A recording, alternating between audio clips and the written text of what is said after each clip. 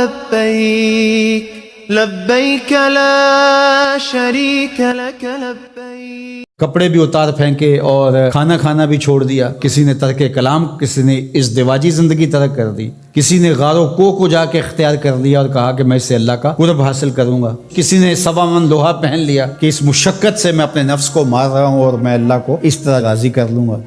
تو اس طرح سے اپنے آپ کو مشقت میں مبتلا کر دیا اور وہاں جا کھڑے ہوئے جہاں شریعت نے ان کو کھڑا ہونے کا نہیں کہا ہے. تو پھر کیسے زندگی میں نیکی کا حقیقی تصور ابھر سکتا ہے؟ کہا کہ اس کو ابھارنے کے لیے، حقیقی رہنمائی لینے کے لیے تمہیں پیغمبروں کی دہلیز پہ آنا ہوگا. جب پیغمبروں کی دہلیز سے ہٹو گے پھر خود ساختہ چیز ہے. یہ جو رہبانیت گھڑی ہے ماضی میں یہود نے، نصارہ نے، یہ حضرت عیسیٰ علیہ السلام کی اور ان پیغمبروں کی تعلیمات نہیں تھی، انہوں نے خود گھڑی ہے کہ ہم یہ نہیں کریں گے، ہم وہ نہیں کریں گے. اسلام نے اس کی نفی کر دی سرے سے، نام لے کر، لا رہبانیت فی الاسلام. اسلام میں رہبانیت نہیں ہے. اسلام کی رہبانیت ایک ہی بتائی گئی ہے اور وہ جہاد ہے، جس میں آپ اپنا سب کچھ پیش کر دیتے ہیں اور اس کا مقصد بھی غلبہ حق ہے، اسلام کے پرچم کو بلند کرنا. باقی آپ کو انفرادی طور پہ کچھ وقت کے لیے تبتل اختیار کرنے کا کہا. جس طرح رمضان المبارک میں آپ اعتکاف بیٹھیں، آپ نماز میں یکسو ہو جائیں، تو کچھ مخصوص چیزیں ہیں جس سے آپ کی تربیت ہوتی ہے.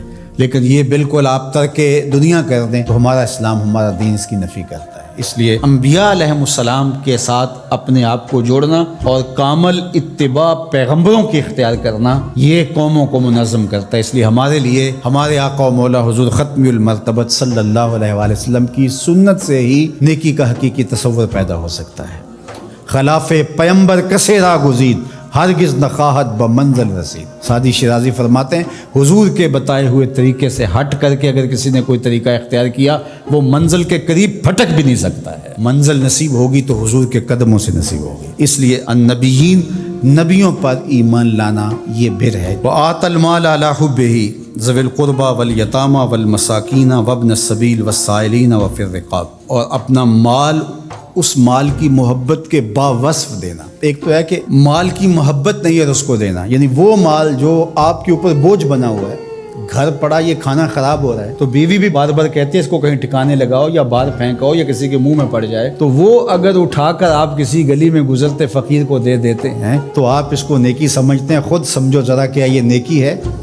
تم تو اپنے سر سے بوجھ اتارا ہے. دینا کون سا ہے؟ وآت المال علی حبہ، مال کی محبت آپ کے اس کو جدا کرنے کو جی نہ چاہے لیکن اللہ کی محبت میں پھر بھی اس کو جدا کر دو. اس مال کی محبت ہو تمہارے اندر.